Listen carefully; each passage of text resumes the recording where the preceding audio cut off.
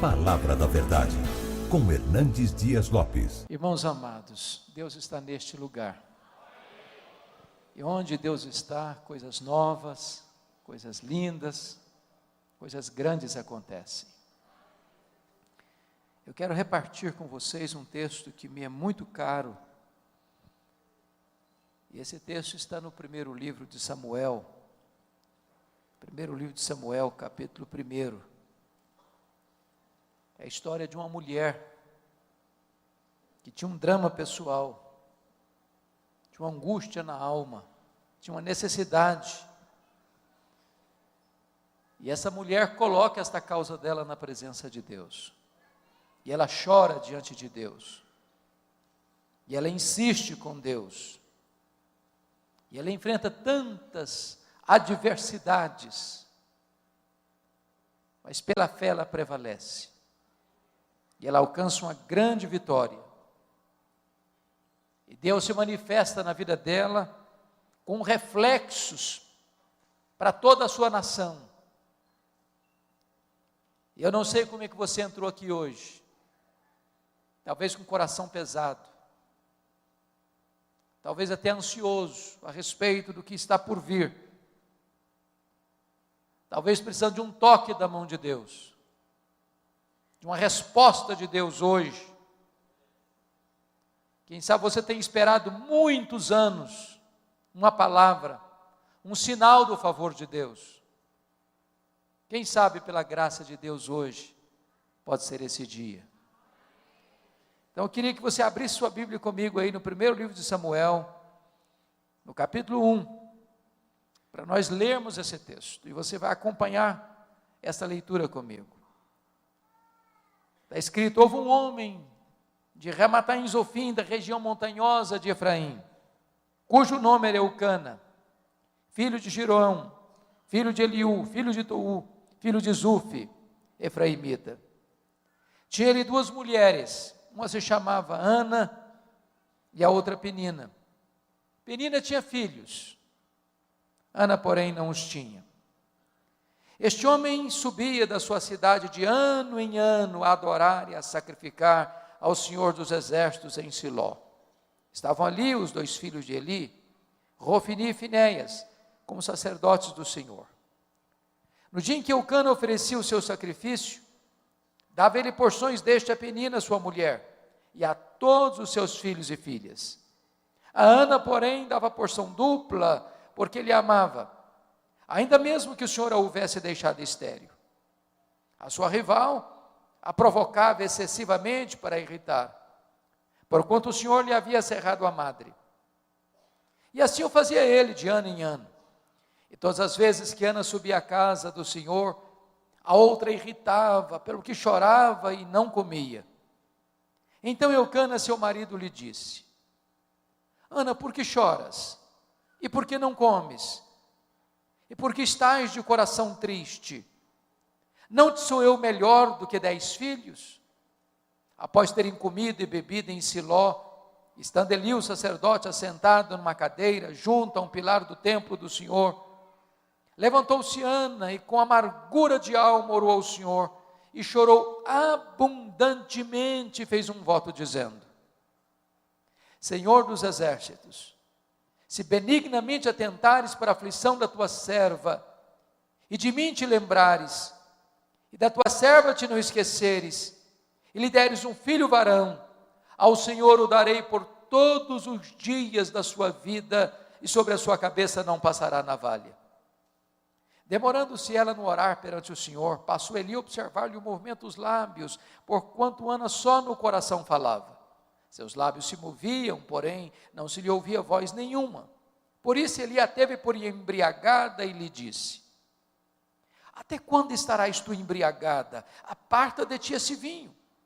Porém Ana respondeu: Não, Senhor meu, eu sou mulher atribulada de espírito. Não bebi nem vinho nem bebida forte, porém venho derramando a minha alma perante o Senhor. Não tenhas, pois, a tua serva por filha de Belial, porque pelo excesso da minha ansiedade e da minha aflição é que tenho falado até agora. Então lhe respondeu Eli: Vai-te em paz, e o Deus de Israel te conceda a petição que lhe fizeste. E disse ela: acha tua serva mercê diante de ti. Assim a mulher se foi seu caminho e comeu, e o seu semblante já não era triste. Levantaram-se de madrugada e adoraram perante o Senhor, e voltaram e chegaram à sua casa a Ramá. Eucana coabitou com Ana, sua mulher, e lembrando-se dela o Senhor, ela concebeu. E passado o devido tempo teve um filho, a que chamou Samuel, pois dizia: do Senhor o pedi. Verso 26. Disse Ana a Eli: ah, meu Senhor, tão certo como vives, eu sou aquela mulher que aqui esteve contigo orando ao Senhor.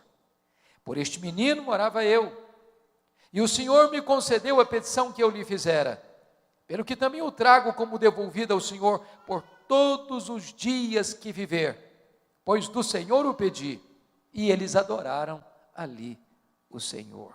Amém. Eu quero conversar com vocês nesta noite sobre o tema: não desista de seus sonhos. Não desista de seus sonhos. Era o ano de 1952 na Nova Zelândia, quando um grande esportista daquele país, Edmund Hillary, nutriu no seu coração um sonho inédito, um sonho audacioso, o sonho de escalar a montanha mais alta do planeta, o sonho de chegar no topo do Pico Everest, com mais de 8.800 metros de altitude.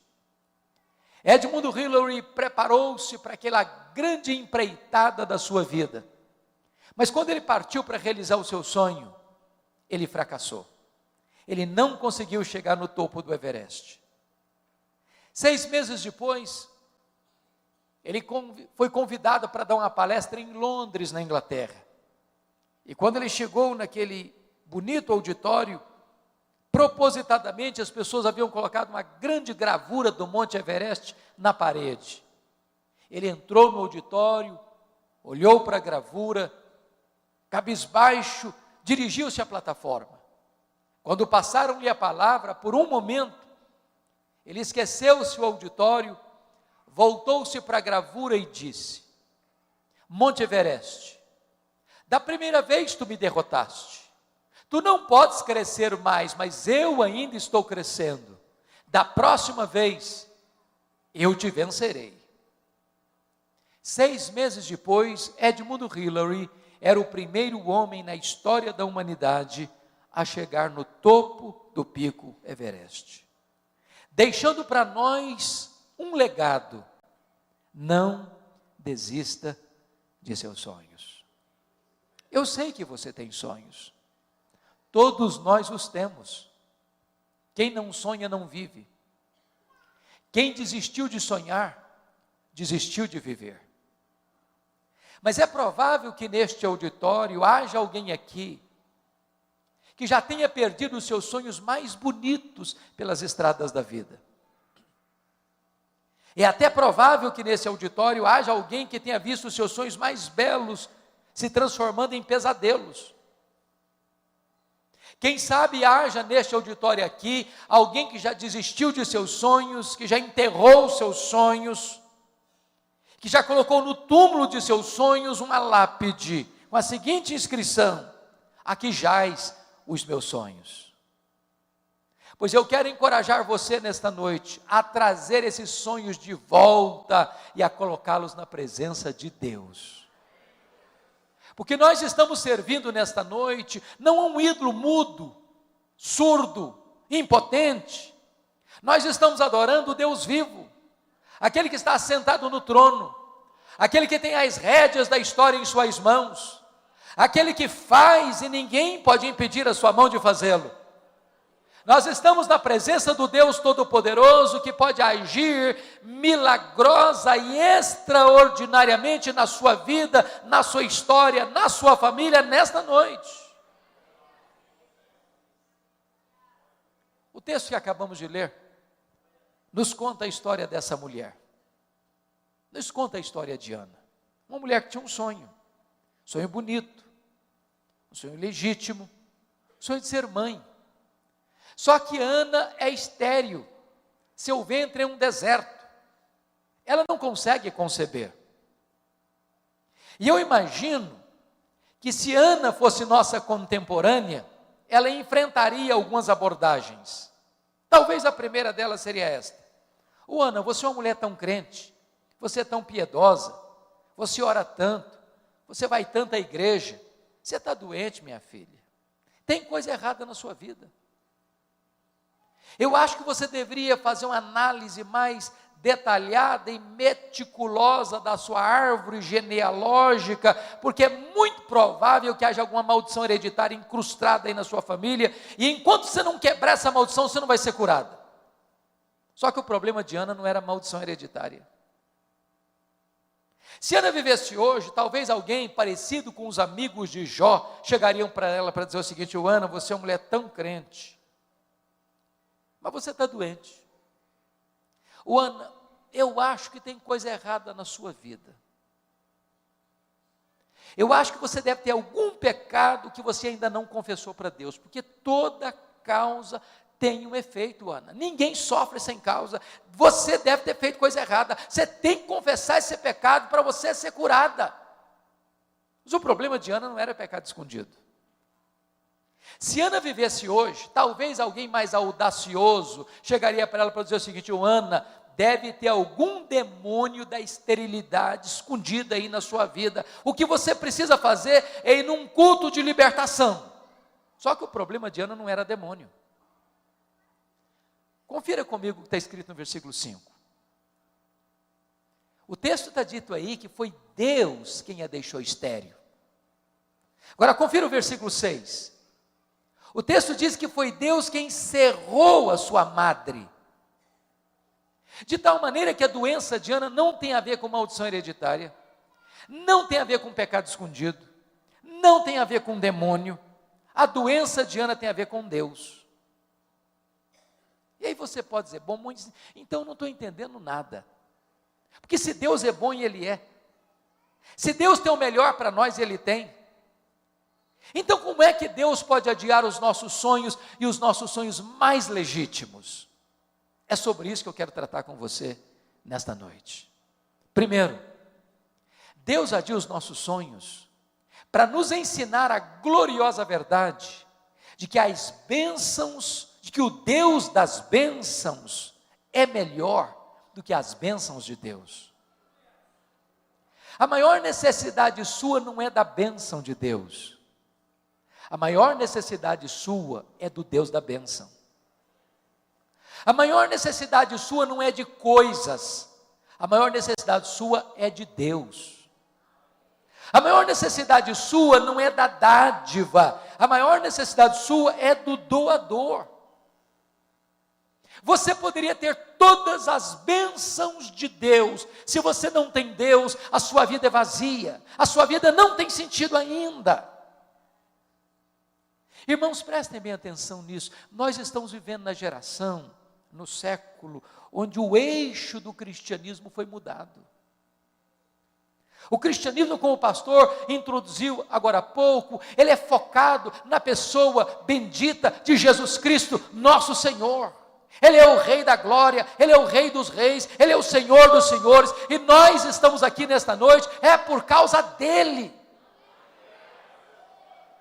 Mas nós estamos vendo uma geração que tira Jesus do centro para colocar o homem no centro. Parece-nos que hoje a dinâmica da vida cristã para muita gente é que não é mais a vontade de Deus que deva ser feita na terra, mas é a vontade do homem que tem que prevalecer no céu. Parece-nos que não é mais o homem que está a serviço de Deus, mas é Deus quem está a serviço do homem. Mas este não é o Evangelho. O Evangelho não é focado no homem, o Evangelho é focado em Cristo. O Evangelho não é que o homem prevalece no céu, mas é que a vontade de Deus é feita na terra.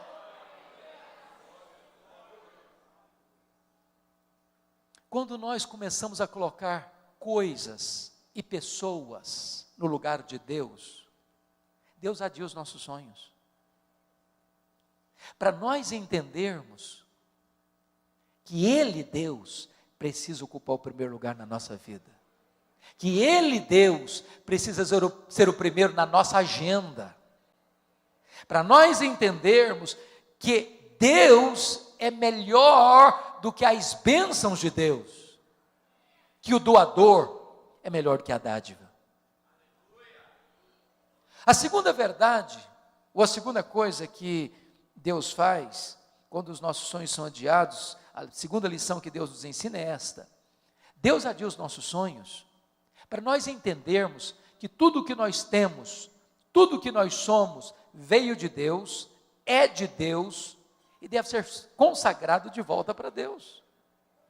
Olha o que Ana disse para Eli: por este menino orava eu, pelo que o trago como devolvido, por todos os dias da sua vida ao Senhor. Se Ana não tivesse entendido isso, Samuel teria sido um ídolo na sua vida. Se Ana não tivesse entendido isso, a vida dela teria gravitado ao redor de Samuel. Porque Ana entendeu que Samuel veio de Deus, que Samuel era de Deus, ela devolve Samuel para Deus. Nós temos que ter muito cuidado, irmãos, porque às vezes nós pedimos uma bênção para Deus, e Deus é o Deus abençoador, Ele dá bênção. E aí, sabe o que acontece às vezes? Quando nós recebemos a bênção, nós substituímos o abençoador pela bênção, o Criador pela criatura. Ficamos tão encantados com a bênção que não temos mais tempo para o abençoador. Eu explico. Você pede para Deus, por exemplo, prosperidade, e Deus dá prosperidade. A bênção de Deus enriquece e com ela não tem desgosto. É Deus quem fortalece as nossas mãos para adquirirmos riqueza. Mas e a pessoa começa a prosperar, e quando ela começa a prosperar, ela não tem tempo para Deus mais. Não pode ir numa reunião de oração mais. Não frequenta uma vigília de oração mais, não vai para uma reunião de estudo bíblico numa casa mais, porque está tão ocupado cuidando da bênção, que se esqueceu do abençoador, não tem mais tempo para o abençoador. Transformou a bênção num ídolo. Deixa eu dizer uma coisa muito importante para você hoje: a vida que você tem é de Deus, a saúde que você tem é de Deus, a família que você tem é de Deus, o cônjuge que você tem é de Deus, os filhos que vocês têm são de Deus, a casa que vocês moram é de Deus, o carro que vocês andam é de Deus, o salário que vocês recebem vem de Deus, tudo é de Deus. Então coloque o melhor daquilo que Deus tem dado para você no altar de Deus, de volta em consagração para Deus. Coloque o seu Samuel no altar de Deus. Terceira coisa, quando Deus adia os nossos sonhos, Ele adia para nos ensinar que os planos de Deus são maiores e são melhores do que os nossos sonhos. Qual era o sonho de Ana? Apenas ser mãe. Qual era o projeto de Deus para Ana? Que ela fosse mãe do maior profeta, do maior sacerdote, do maior juiz de Israel, do homem que haveria de trazer de volta a nação apóstata para a presença de Deus. Às vezes a gente endereça aos céus um pedido, e quer que Deus nos atenda do nosso jeito, no nosso tempo.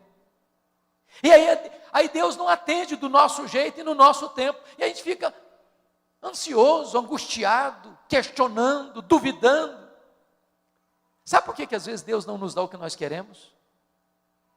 É porque Deus olha para nós e diz assim: meu filho, minha filha, você está pedindo um pouco demais. Eu tenho coisa melhor para você, eu tenho coisa maior para você. Os meus caminhos são mais altos que os seus caminhos, os meus pensamentos são mais elevados que os seus pensamentos. Eu estou preparando algo melhor para a sua vida. A Bíblia diz que quando Deus parece retardar, Ele não está longe, Ele não está indiferente, Ele não está distante, Ele não está silencioso, Ele não está com os ouvidos fechados, Ele está trabalhando no turno da noite, preparando algo maior e melhor para você, porque não há Deus como o nosso, que trabalha para aqueles que nele esperam.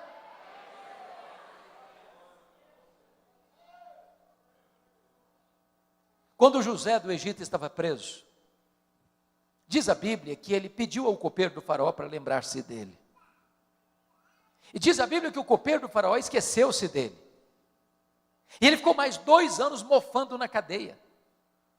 E você pode questionar, mas onde está Deus que deixa um filho seu inocente padecer numa prisão imunda? Por que Deus não tirou José da cadeia quando ele queria sair de lá? Se Deus tivesse tirado José da prisão quando ele queria sair da cadeia, o máximo talvez que ele teria sido era um bom lavador de copos no palácio do faraó.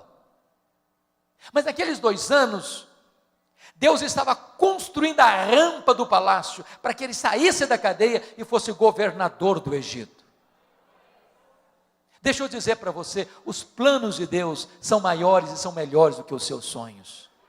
Se Deus está adiando o seu sonho, não é porque Ele é indiferente, é porque Ele está trabalhando, não contra você, mas trabalhando por você. 4º lugar, sabe por que Deus adia os nossos sonhos? Deus adia os nossos sonhos porque Ele é Deus, livre, soberano, que faz todas as coisas conforme o conselho da sua vontade. Confira comigo o cântico de Ana, que está aí no capítulo 2, versos 6 a 8, deste mesmo livro. Olha o que Ana vai dizer. O Senhor é o que tira a vida e a dá, faz descer a sepultura e faz subir. O Senhor empobrece e enriquece, abaixa e também exalta. Levanta o pobre do pó e desde o monturo exalta o necessitado, para o fazer assentar-se entre príncipes. Preste bem atenção aqui. Algumas pessoas hoje, em nome até de uma fé robusta, beiram uma blasfêmia. Quando chegam para Deus, com petulância, com soberba, e dizem assim: Deus, eu exijo. Deus, eu proíbo. Deus, eu determino. Deus, eu decreto. E ai de Deus se não atender. Até parece que essas pessoas estão assentadas num alto e sublime trono, e que Deus está no escabelo de seus pés. Tolice, tolice. Deus é soberano. Deus está assentado num alto e sublime trono. Deus tem as rédeas da história em suas mãos. Deus levanta reis e Deus depõe reis. Deus levanta reinos e Deus abate reinos. Deus pega aquele que está lá no topo da pirâmide e joga-o no chão, e pega o que está sentado no monturo e o faz assentar-se entre príncipes. Ele é Deus. Ele não precisa pedir licença nem para você, nem para mim, para agir. Ele é livre, Ele é soberano e faz todas as coisas conforme o conselho da sua vontade. Deus não pode ser pressionado, Deus não pode ser colocado contra a parede. Ele é Deus. Agora, preste atenção nisso. Quando Deus age, ninguém pode impedir a mão de Deus de agir. Nós não podemos concordar com aqueles que dizem: não, o tempo dos milagres de Deus ficaram lá num remoto passado. Deus já fez, mas Deus não faz mais. Não, Deus não está sentado numa cadeira de balanço. Deus não se aposentou. Deus não está senil. Deus é o mesmo ontem, Deus é o mesmo hoje, Deus é o mesmo para sempre. Ele nunca perdeu o seu poder. Ele faz, e quando Ele faz, ninguém pode impedir a sua mão de fazê-lo. Eu acredito que Ana, como uma mulher instruída que era, ela deve ter procurado todos os recursos médicos do seu tempo. Porque aqueles que acham que se nós temos fé, nós não devemos ir a um médico, estão equivocados.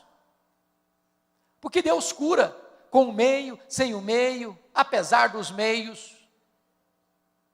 Sempre é que Deus que cura. O médico, o remédio, a medicina é apenas um instrumento. Mas o poder de curar vem de Deus. E Ana era uma mulher instruída. E eu acho que Ana, penso eu, devia carregar na sua bolsa tiracolo, que toda mulher gosta de ter, os últimos exames da junta médica de Ramá, dizendo para ela o seguinte: Ana, não tem jeito, não tem cura. Mas Ana entende uma coisa: se Deus quiser, tem jeito. A última palavra não é da ciência. A última palavra não é da medicina. A última palavra é do Deus vivo. Se Deus quiser, tem jeito. Para Deus não tem causa perdida. Para Deus não tem doença incurável. Para Deus não tem vida irrecuperável. Para Deus não tem casamento sem solução. Para Deus não tem família sem resposta. Não importa a sua causa, por mais perdida que ela esteja, se Deus quiser, tem jeito.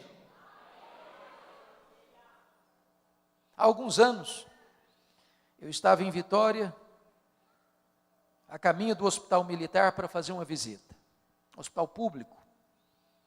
E quando eu cheguei na porta do hospital, tinham 3 pessoas. E eram pessoas da minha cidade, cidade do interior do Espírito Santo. E dentre elas estava uma jovem de 19 anos. Porque ela estava com câncer que havia tomado todos os seus órgãos vitais. E lá no interior, na sua cidade, não tinha CTI. E os médicos disseram para ela, olha, chegou o nosso limite, não dá mais para continuar o seu tratamento aqui. Então você precisa ir para Vitória, você precisa se internar no CTI, porque nós não temos mais o que fazer aqui. Só que a Sara não tinha plano de saúde e não tinha vaga no CTI. Eu conversei com o diretor e disse, eu não posso receber essa moça aqui hoje. E eu fui um pouco frustrado para a porta do hospital e disse para a Sarita assim, olha filha, infelizmente aqui não tem vaga para você. Mas nós podemos fazer uma coisa. Eu confesso que eu não tenho muito essa prática. Não sou muito de fazer isso. Mas naquele dia eu fiz. Ali na porta do hospital eu disse, Sarita, não tem jeito para você aqui, mas nós podemos falar com aquele que tem jeito para tudo. E ali na porta do hospital, eu impus as mãos sobre a Sarita e disse, meu Deus, essa moça não tem lugar aqui nesse hospital, mas se tu quiseres, Deus, o Senhor pode curá-la também na porta desse hospital, porque para ti não tem coisa impossível. E orei por ela. Quando eu terminei de orar, aproxima-se um jovem e disse, essa moça tem um primo que é médico em outra cidade do estado, e lá tem CTI. Falei, então vamos ligar para ele. Ligamos para o médico, ele disse, tem CTI, pode trazer a minha prima para cá. Imediatamente, ela faz a viagem de aproximadamente 200 quilômetros. Quando ela chega na outra cidade, o médico pega os exames, constata a gravidade do problema, coloca numa maca, começa a palpar o seu ventre. Achou estranho?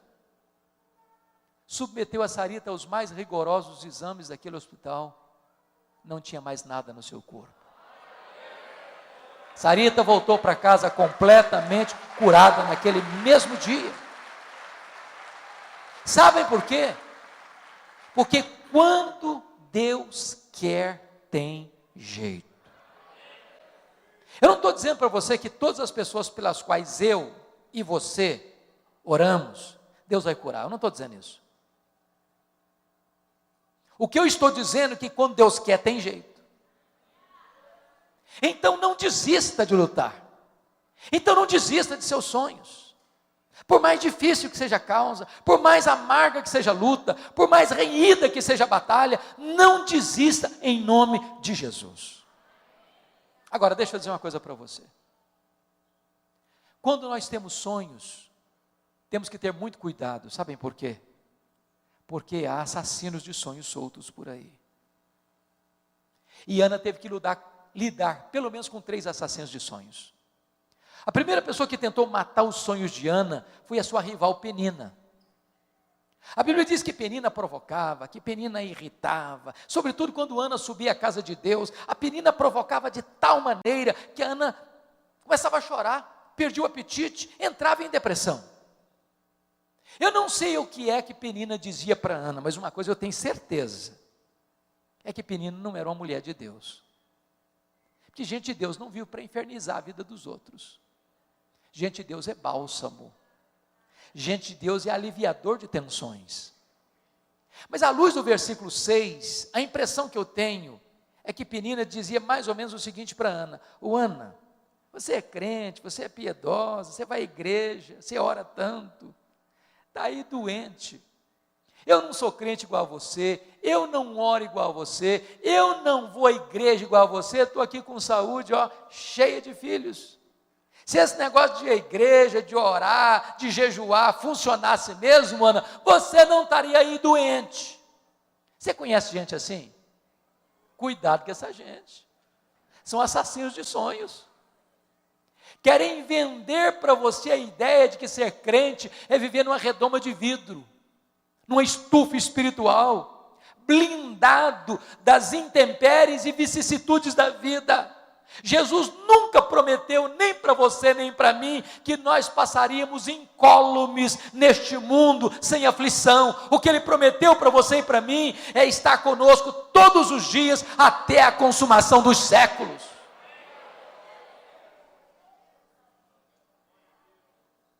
A segunda pessoa que quis matar os sonhos de Ana foi o sacerdote Eli. Diz a Bíblia que Ana subia todo ano para Siló. Lá estava Eli, lá estava Rofini, lá estava Finéias, mas não consta a Bíblia que em nenhuma dessas idas, nem Eli, nem Rofini, nem Finéias, olhasse para Ana, orasse com Ana, chorasse com Ana. A primeira vez que o sacerdote olhou para Ana, foi para sacar contra ela pesados libelos acusatórios, chamando-a de bêbada dentro da igreja, de filha de Belial. Até acho, Bispo Gerson, que se a Ana fosse presbiteriana ou da igreja de Deus, eu acho que ela ia sair da igreja. Acho. Eu acho até que ela faria um pouco mais, eu acho que ela ia fazer uma campanha para tirar o pastor Eli da igreja. Por muito menos as pessoas fazem isso hoje. Você conhece crente hipersensível? Conhece crente que parece cristal? Qualquer coisinha se melindra, trinca-se todo, fica magoado, também não vou mais na igreja, também não piso mais lá. Ana não era uma mulher hipersensível, não. Ana era uma mulher madura espiritualmente. Ela disse para o sacerdote: não, meu senhor, não me trate como uma filha de Belial, eu estou derramando a minha alma perante o meu Deus. Ela não permitiu que o sonho dela fosse roubado dela, nem mesmo dentro da igreja. A terceira pessoa que tentou matar os sonhos de Ana foi o seu marido, o Eucana. Eucana era um maridão, ele era amoroso, ele era solidário, ele era companheiro, ele era provedor. Ele dava porções duplas a Ana, ele amava a Ana. Ele só tinha um pequeno problema: ele não acreditava em milagres, isso era demais para a cabeça dele. O Eucana conhecia a Bíblia, ele conhecia a história de como Deus curou Rebeca, de como Deus curou Sara. Mas você não vê em momento algum Eucana orando com Ana, chorando com Ana, se colocando no lado dela, falando: minha filha, você quer ser mãe, eu sei que você ora, eu sei que você chora, eu sei que essa causa você coloca diante de Deus, pois é, eu vou estar com você, conta comigo, eu vou orar com você, eu estou junto de você, essa causa sua é a minha causa também, Deus já fez milagre lá atrás, ele pode fazer hoje também, conta comigo, Ana, eu estou do seu lado. Ele nunca fez isso. Mas se você olhar comigo o versículo 8, parece-nos que ele vai ter uma outra atitude. Eu acho que ele chega um dia que ele tem uma conversa com a mulher dele, aquela conversa que marido e mulher têm com a porta do quarto trancada. Eu vou parafrasear essa conversa. Eu acho que foi mais ou menos o seguinte: Ana, vem cá, filha, preciso bater um papo com você. Ana, você não está percebendo que esse negócio de ser mãe está virando uma obsessão na sua vida, não? Ou minha filha está virando uma doença, para com isso. Aliás, você está insistindo com Deus numa causa perdida, filho. Você não sabe que a junta médica de Ramá já deu o diagnóstico dizendo que não tem cura? Para que você insiste? Larga a mão desse sonho, Ana. Desiste disso, para de chorar, sai dos quartos escuros. Aliás, minha filha, você não está nem curtindo o maridão que você tem. Você não sabe que eu sou melhor que 10 filhos para você? Se fosse hoje, eu diria assim: Ana, pense em mim, liga para mim, chore por mim, não chore por ele, Ana. Assassino de sonhos. Cuidado, porque os assassinos de sonhos podem estar dentro da sua própria casa, muito mais perto de você do que você imagina. Não desista, não desista. Mas eu quero concluir olhando o último ponto. O que fazer quando os nossos sonhos estão sendo adiados? Ana nos ensina 3 coisas. Primeiro, se os seus sonhos estão sendo adiados, continue crendo, continue orando, continue jejuando, continue colocando essa causa diante de Deus, continue insistindo, continue perseverando. Irmãos, às vezes nós desistimos cedo demais, nós caminhamos até a beira da entrada da terra prometida e perecemos no deserto. Pense comigo, quantos casamentos que acabaram, que não poderiam e não deveriam ter acabado. Faltou um pouquinho mais de paciência, um pouquinho mais de amor, um pouquinho mais de perdão, um pouquinho mais de renúncia. Não desista, persevere, chore um pouco mais, ore um pouco mais, lute um pouco mais, jejue um pouco mais, não desista, não desista.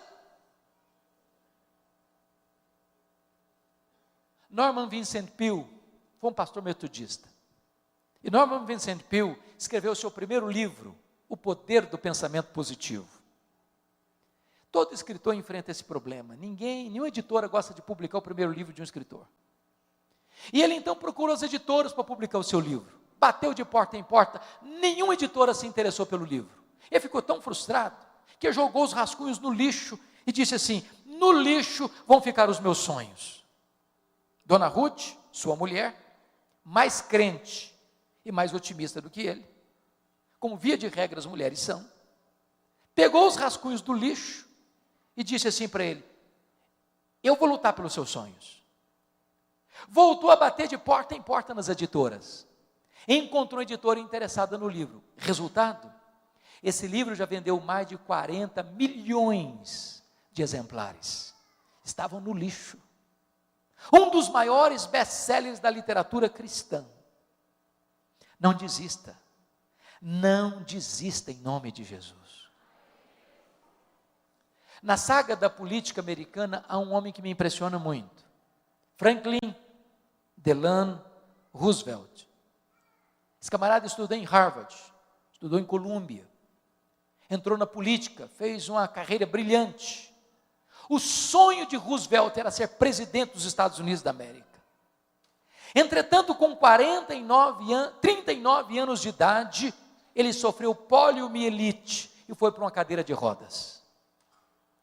Alguém se aproximou dele e disse: Franklin Delano Roosevelt, numa cadeira de rodas, você jamais será presidente dos Estados Unidos da América.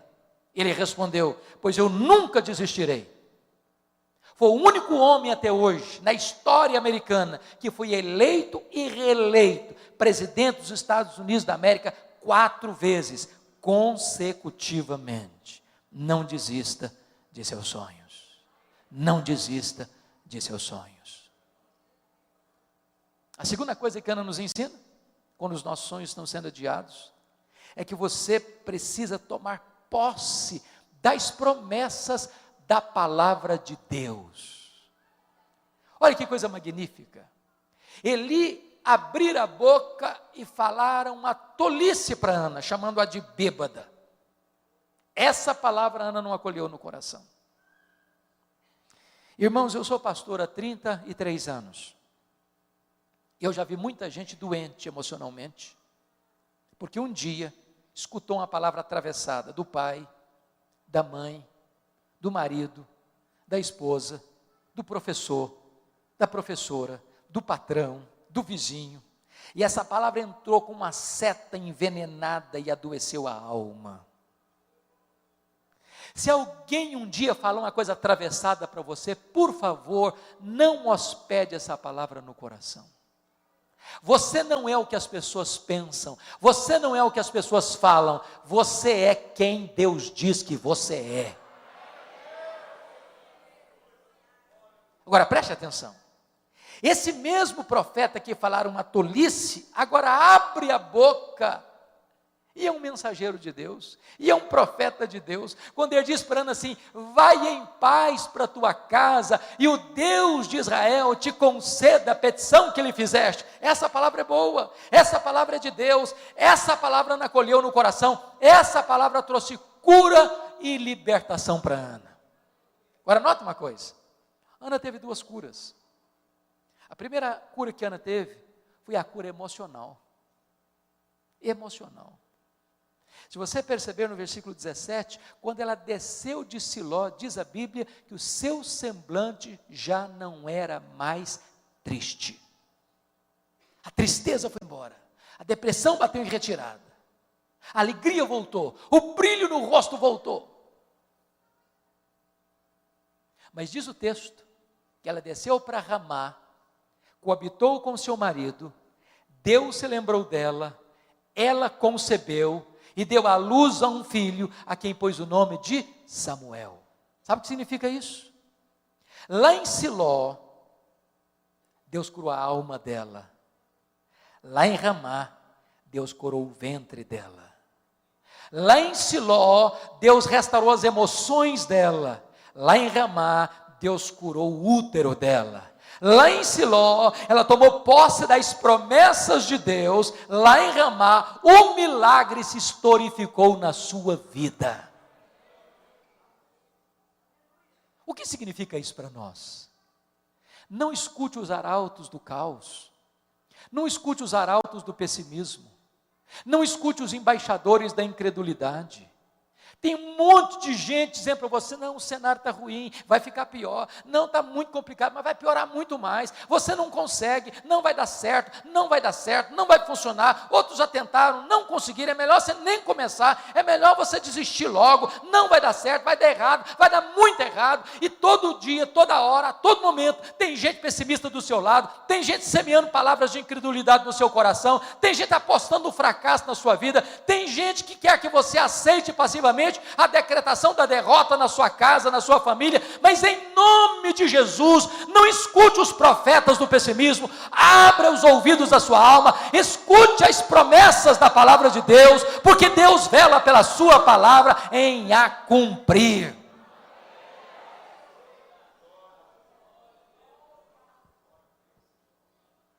Finalmente, Ana nos ensina a última verdade. Se os seus sonhos estão sendo adiados, saia dos quartos escuros. Pare de lamentar. Pare de murmurar. Pare de reclamar.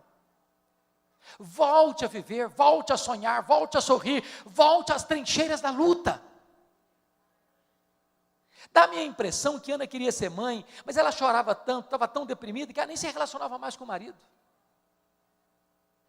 Quando ela volta de Siló, o semblante está mudado, o rostinho alegre, cara bonita, semblante irradiante, o marido se interessa por ela, ela se interessa pelo marido, e diz a Bíblia que ela se relaciona com o marido, e Deus se lembrou dela, e ela concebeu, e ela deu à luz a um filho, a quem pôs o nome de Samuel. Você e eu cremos na mesma verdade, Deus é soberano. Não tem acaso. Não tem sorte, não tem azar, não tem determinismo cego, não tem olho gordo, não tem feitiço, não tem sexta-feira 13, não tem esse negócio de ficar com medo de passar debaixo de escada.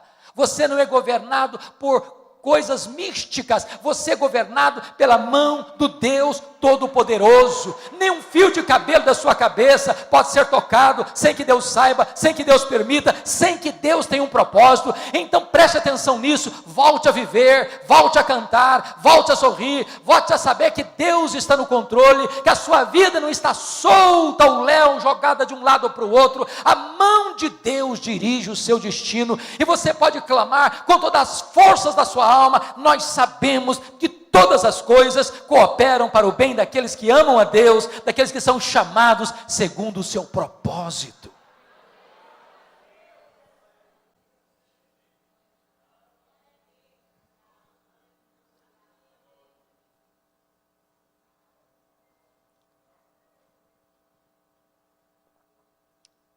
Há um autor que eu gosto de ler, e não obstante não ser ainda um cristão, pelo menos que me conste, nem sei se ainda está vivo, Og Mandino.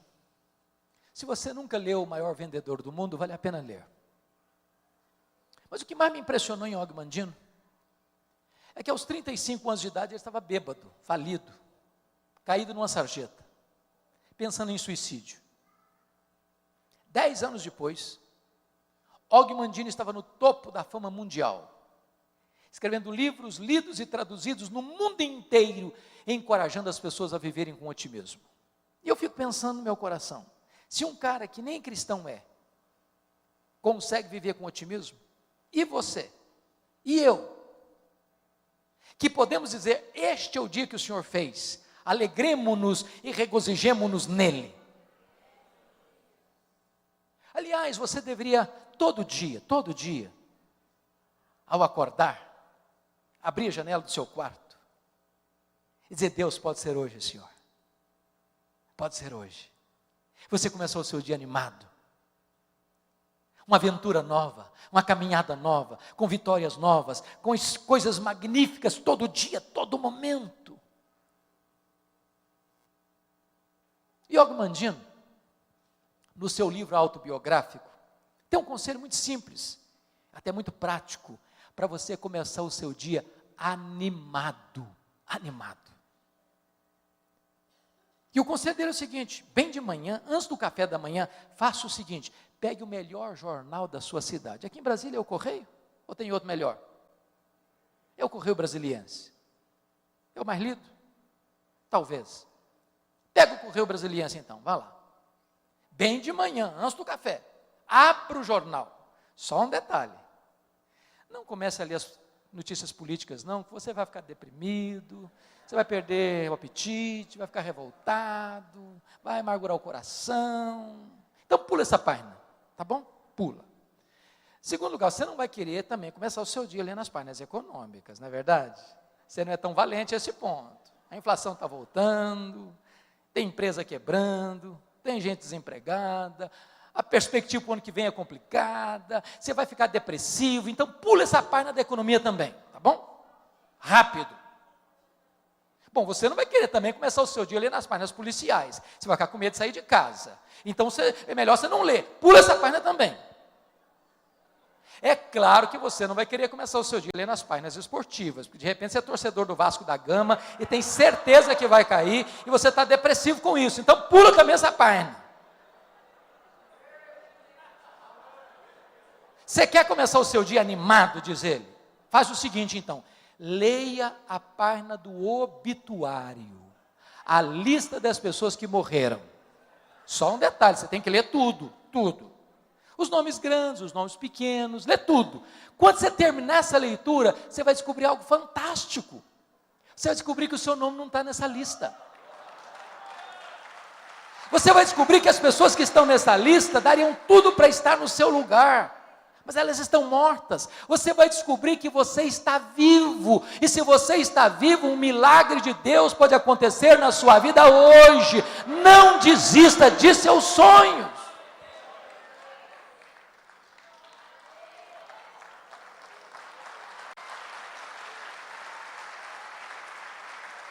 Esta mensagem tem um significado muito especial para mim. Isso porque eu sou fruto de um sonho. Meus pais, nos idos de 1958, moravam numa região muito pobre do estado do Espírito Santo. Naquela época não tinha estrada, não tinha carro, não tinha recursos médicos. Quando uma pessoa ficava doente, ela tinha que ser levada 40 quilômetros no meio de uma trilha, numa padiola. Padiola é um lençol amarrado num varal e duas pessoas carregando. A minha mãe estava grávida do seu último filho, estado adiantado de gravidez, quando ela caiu gravemente enferma. Meu pai sabia que ela não suportaria uma viagem de 40 quilômetros de padiola. Então ele mandou chamar um médico, ele veio, a examinou e disse para o meu pai, essa mulher não vai sobreviver. Ela está muito fraca, ela está muito doente, e a criança que está no ventre dela está em agonia de morte. E meu pai disse, o senhor tem que me ajudar. E ele disse, a única chance da sua mulher sobreviver é sacrificar a criança.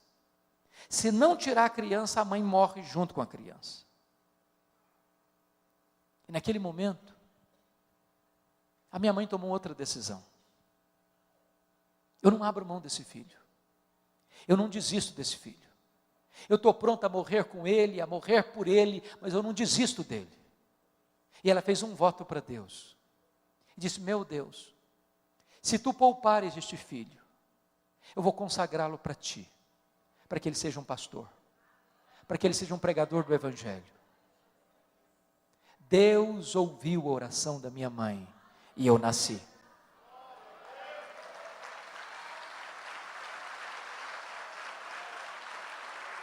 Nasci na roça, já trabalhando na enxada, com as mãos calejadas. Com 8 anos de idade eu fui calçar o meu primeiro par de sapatos. Na minha região não tinha escola, a não ser escola primária. Nunca ninguém tinha saído dali para fazer mais do que 4ª série primária. Eu entrei na escola com 8 anos. Com 12 anos eu botei 4 listinhas brancas, uma gravatinha azul. Era tudo que se fazia naquele lugar. De uma maneira muito curiosa, eu tinha sede de estudar, uma vontade de estudar. Na minha casa não tinha livros, só tinha um dicionário velho, rasgado. Com 10 anos eu comecei a decorar aquele dicionário. Com 12 anos eu terminei o primário. Mas com 12 anos eu não sabia o que era luz elétrica. Com 12 anos eu não sabia o que era uma cidade. Com 12 anos eu não sabia o que era uma televisão. Com 12 anos, a minha professora que me alfabetizou disse assim para mim: eu sei o seu sonho de estudar, eu estou mudando para Vitória, você quer ir comigo? E eu disse para ela: se os meus pais deixarem, eu vou. Eu nunca tinha dormido uma noite fora de casa. Com 12 anos, eu subi na carroceria de um caminhão e fui parar no pior bairro da Grande Vitória, dentro de um mangue, do lado de um prostíbulo, um barraco de tábuas com 4 cômodos, com 10 pessoas. Foram tempos dificílimos na minha vida. Irmãos queridos, muitas vezes, eu namorei um pão na vitrine de um botequim. Meu estômago doía de fome. As lágrimas rolavam pelo meu rosto. Eu não tinha dinheiro para comprar um pão para comer.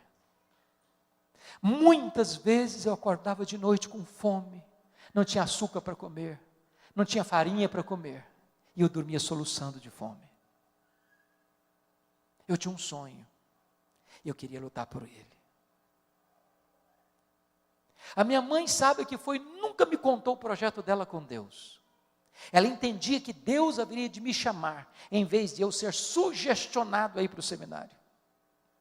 Meu sonho desde criança era ser advogado e político. Eu nunca perdi um comício. Naquela época o comício era na praça, na rua. Enquanto o último orador não descesse do palanque, enquanto as luzes não apagavam, eu não ia embora. No dia que eu fiz 18 anos, exatamente no mesmo dia, eu tirei meu título e me filiei num partido. Eu tinha um sonho. Até o dia que Deus pôs a mão sobre mim e me chamou para o ministério. Eu estava conversando com o presbítero José Scherrer, dizendo para ele que a hora que eu terminasse o meu curso de advocacia, que eu fizesse a minha carreira, que eu entraria num seminário para me preparar para servir a Deus melhor. E aquele presbítero olhou dentro dos meus olhos e me disse assim: jovem, você quer dar a sobra para Deus, e Deus quer você por inteiro agora. Aquela palavra entrou com uma flecha no meu coração, e eu disse: pois aqui estou eu me entrego agora. E Deus pôs uma convicção plena no meu coração de que Deus me chamava naquele momento para o sagrado ministério. Eu abri mão dos meus sonhos e abracei os sonhos de Deus.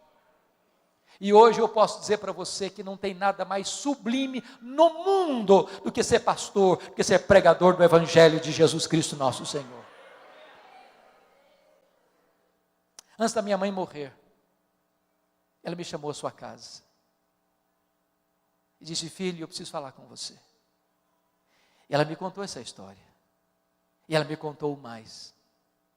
Ela me disse: meu filho, nesses anos todos, eu nunca deixei de me levantar da minha cama e prostrar meus joelhos e pedir que Deus capacitasse você, que Deus ungisse você, que Deus revestisse você com graça e poder para pregar a palavra de Deus. E eu abracei minha mãe, chorei muito com ela e disse para ela 2 coisas. Falei: mãe, a senhora está me ensinando as 2 verdades mais importantes da minha vida. Primeiro, a senhora está me ensinando que um filho nunca é pobre se tem uma mãe que ora por ele. Segundo, a senhora está me ensinando que muito mais importante que os meus sonhos são os planos de Deus. São os planos de Deus. Se preciso for, abra mão dos seus sonhos, mas nunca abra mão dos planos de Deus para a sua vida. Eu sei que você tem sonhos, e hoje você pode colocá-los na presença de Deus. Se esses sonhos estão afinados com o plano de Deus, Deus há de cumpri-los. E se você quer colocar esses sonhos no altar de Deus, eu quero orar com você, eu quero orar por você. Eu não sei quais são esses sonhos, talvez uma doença, talvez um filho, talvez o seu cônjuge, talvez a sua família, talvez a sua empresa, talvez a sua igreja, talvez a conversão de alguém que você ama tanto. Talvez você que veio aqui hoje, está lutando para ser mãe, pois hoje Deus pode fazer esse milagre na sua vida, porque Deus é aquele que faz com que a mulher estéril seja alegre, mãe de filhos. Qual é o seu sonho? Derrame a sua alma na presença de Deus. Deus é o Deus que ouve, Deus é o Deus que vê, Deus é o Deus que age, e Ele está aqui nessa noite.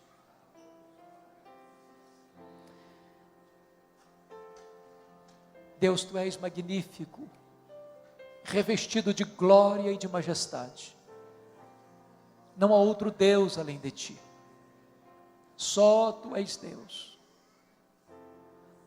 Tu estás assentado num alto e sublime trono, mas também Tu te inclinas para ver o que se passa no coração dos homens.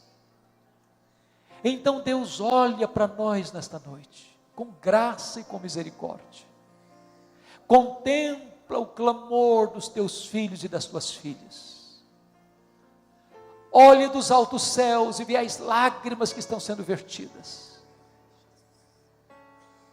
Ó Deus, Tu és poderoso para sondar o nosso coração, para escutar os gemidos da nossa alma. Não permita que o Teu povo volte para casa de mãos vazias. Que o Teu povo, Deus, possa voltar para casa com um brilho no rosto e com a promessa da vitória nas mãos. Que o Teu povo se aproprie da Tua palavra nesta noite e que os milagres da Tua providência se historifiquem na vida do Teu povo. Exalta o Teu santo servo Jesus nesta noite, neste lugar, e glorifica o Teu próprio nome na vida da Tua igreja. Aqueles que estão enfermos, Deus, Tu és poderoso para curar. Aquelas mulheres que têm lutado para ser mãe, que nesta noite Tu ordenes a Tua bênção, que Tu abras a sua madre, para que daqui a um ano, estas mulheres compareçam aqui na Tua casa, com seu filho ou a sua filha, nos seus braços, dando glória ao Teu nome por esta vitória. Se alguém aqui, Senhor, com o casamento abalado, restaura esse casamento. Se algum filho aqui, Senhor, que está vivendo um relacionamento estremecido com seus pais, converta o coração dos filhos aos pais, converta o coração dos pais aos filhos. Se alguém aqui, Senhor, desviado da Tua palavra, desviado do Evangelho, longe do Teu aprisco, traz de volta esta ovelha desgarrada, para que ela possa Te servir com alegria na Tua igreja. Se alguém aqui, Senhor, com o coração frio, ó Deus, vivendo um cristianismo apenas de rótulo, vivendo a vida cristã apagada, morna, apática, aquece esse coração, inflama esta alma, derrama sobre nós o poder do Teu Espírito. Ah, Senhor Deus, contempla o Teu povo, visita o Teu povo, fortalece o Teu povo, alegra o Teu povo, reaviva o Teu povo, exalta o Teu nome na vida do Teu povo, em nome de Jesus, para a glória de Jesus. Aleluia, aleluia, amém.